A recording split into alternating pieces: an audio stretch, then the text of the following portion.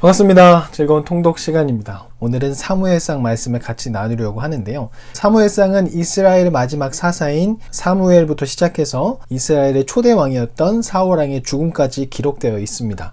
이스라엘이 이 사사시대와 또 왕정시대 그 중간 과도기를 다루고 있는 것이 바로 사무엘상이라 할 수 있는데요. 사무엘상은 인물별로 해서 총 3개로 나눌 수 있습니다. 첫 번째는 사무엘 중심으로, 그리고 두 번째는 사울을 중심으로, 세 번째는 다윗을 중심으로 이야기가 전개되게 되어 있습니다. 그리고 사무엘 하에서는 다윗이 왕을 이어받아서 왕권을 받아서 활동하는 것이 사무엘 하의 중심 내용이 될 수 있을 것입니다. 사무엘상의 히브리 성서 이름은 사무엘입니다. 아마도 사무엘이 활동을 잘했고 또 이스라엘 왕정 체제 수립에 힘썼기 때문에 지대한 역할을 했기 때문에 아마도 사무엘을 책 이름을 했던 것으로 보여집니다. 근데 70인역에서는 바실레이 오나라고 해서 왕국들이라는 뜻이 있는데요. 그래서 사무엘사와 그리고 열왕기서 둘 다를 합쳐서 제1, 2왕국서, 3, 4왕국서, 그렇게 사무엘서는 1, 2왕국서, 열왕기서는 3, 4왕국서라고 그렇게 나누어 불렀습니다. 우리나라는 히브리 성서 말을 따라서 사무엘상, 사무엘하 이 두 개로 나누게 됩니다. 사무엘상의 저자는 일반적으로 탈무드와 유대교 전통 안에서는 사무엘을 저자로 봅니다. 그런데 사무엘의 죽음이 기록되어 있고 또 주된 내용이 사무엘 죽음 이후에 나오는 내용들이 많이 나오기 때문에 사무엘로 보는 경우는 거의 없습니다. 아마도 신명기계 역사서라고 이야기하는데 여호수아부터 시작되는 것을 신명기계 학자 중에 한 명이 사무엘에 대한 내용과 여러 가지 것들을 하나님으로부터 또 그동안 내려왔던 것을 모아서 기록했다고 볼 수 있을 것입니다. 사무엘서의 기록 목적은 신명기 역사서의 기록 목적을 보면 될 것 같습니다. 신명기 역사서란 여호수아부터 열왕기 상하까지를 신명기의 역사서라고 그렇게 말하는데요. 하나님께 잘하면 복을 받고 하나님을 버리면 심판을 받는다라는 그런 주된 내용을 담고 있어요. 그래서 이스라엘 백성들이 포로기 시대에 포로기에 끌려가서 바벨론에 끌려가서 유배생활을 하는데 왜 우리가 유배생활을 하지? 왜 우리가 포로가 되었지? 하나님의 성전이 우리 가운데 있는데 왜 우리가 멸망당했지? 라는 그런 궁금증에 빠져 있고 잘 이해되지 않는 그런 질문 가운데 그것에 대답하기 위해서 기록되었다고 볼 수 있습니다.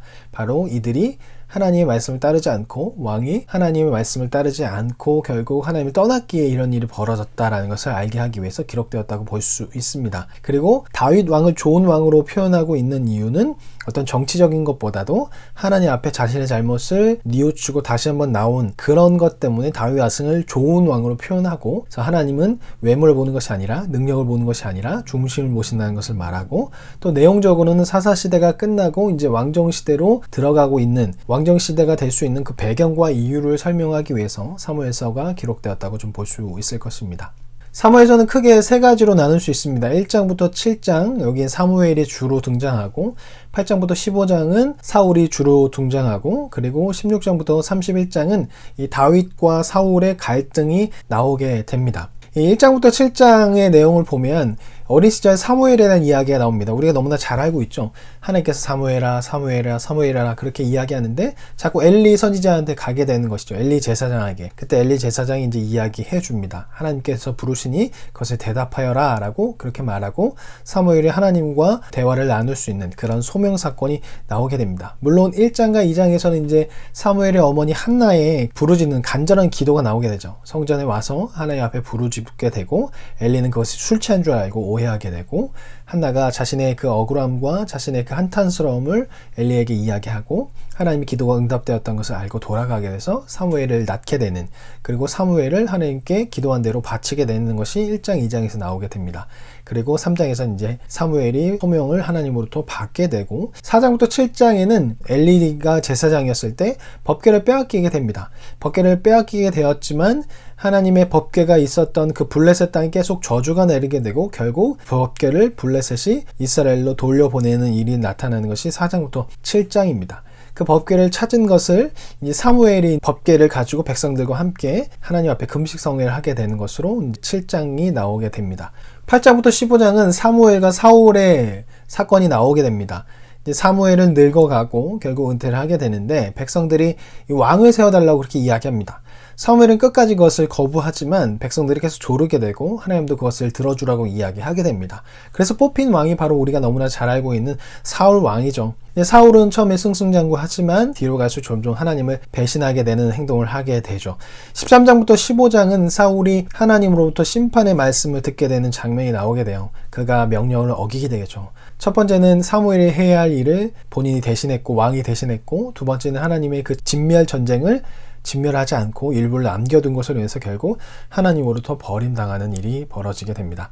그리고 16장부터 31장은 사울과 다윗의 갈등 이야기가 나오는데 그것은 다음 시간에 이야기하겠습니다.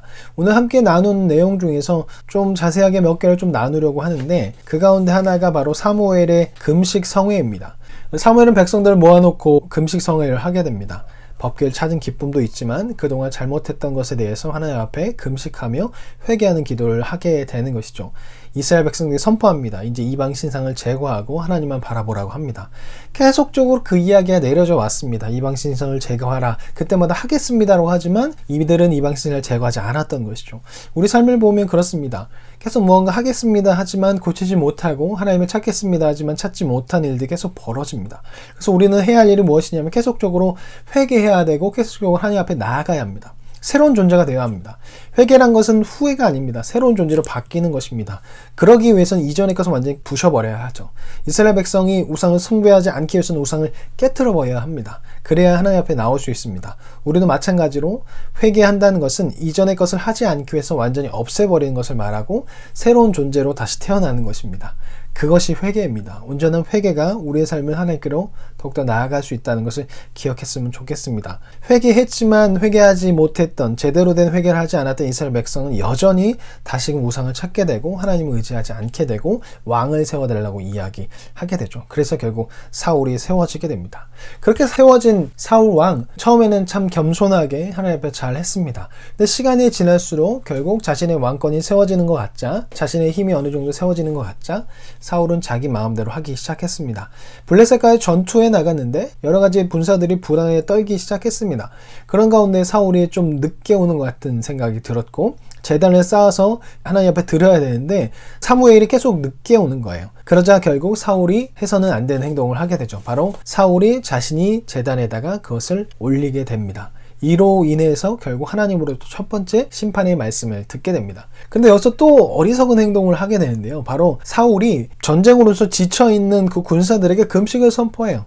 하나님의 지혜를 받지 못하고 또 자신의 욕심까지 더해져 버리니까 지금 전쟁 가도 잘 먹여야 하는데 금식을 해버리는 것이죠. 그러면서 이 금식을 지키지 않는 사람에게 저주하고 죽여버리겠다고 그렇게 맹세를 하게 돼요. 그런데 그것을 누가 어기게 되냐면 그 이야기를 듣지 못했던 요나단이 어기게 되고 결국 사울이 자신의 아들을 죽이려고 해요. 그때 백성들이 모두 만류하게 돼서 결국 그 약속이 취소되게 됩니다. 그리고 난 후에 15장에 보면 아말렉과의 전투에서 분명히 하나님께서 이것을 헤렘, 완전히 질면하라고 어느 것도 남기지 않고 다 없애버리라고 말씀하시거든요. 근데 사울이 그렇지 않고 군사들만 죽이고 거기에 있는 나머지 것들은 다 자신의 것을 취하게 돼요. 전리품을 취하게 되는 것이죠. 근데 하나님께서 말씀하신 전쟁은 심판 전쟁인 거예요. 그러니까 하나님께서 심판을 이스라엘 백성을 사용해서, 사울을 사용해서 심판을 하셨던 것이죠. 그런데 사울이 그것을 지키지 않은 거예요. 왜? 이것을 하나님의 전쟁으로 생각하지 않고 자신의 전쟁으로 생각했던 거예요. 그렇기 때문에 앞에서도 전쟁을 할 때 하나님께 하나님 말씀하신 대로 제사장이 번제를 드려야 하는데 자기가 드렸고, 또 이번에도 하나님께서 말씀하신 전쟁을 헤렘 전쟁, 진멸 전쟁으로 하지 않고 전리품을 남김을 통해서 자신의 전쟁으로 바뀌었던 것이죠. 자신의 그 승리를, 전쟁의 승리를 자신에게 돌렸던 거예요. 그로 인해서 결국 하나님께서 사울 왕을 삼은 것을 후회한다는 그런 말을 하게 됩니다. 이 사건 이후로 이제 사울과 다윗의 대립이 나오게 돼요. 다윗이 이제 골리앗과 전쟁에 승리하게 되고, 또 결국 사울은 이제 죽게 되고, 그 과정 가운데 다윗은 결국 사울을 죽이지 않고 사울은 계속적으로 죽이려고 하고, 그런 일들이 이 뒷부분에 나옵니다. 이 뒷부분은 다음 시간에 다시 한번 좀 이야기하겠습니다. 그러면 다음 시간에 뵙겠습니다. 안녕히 계세요.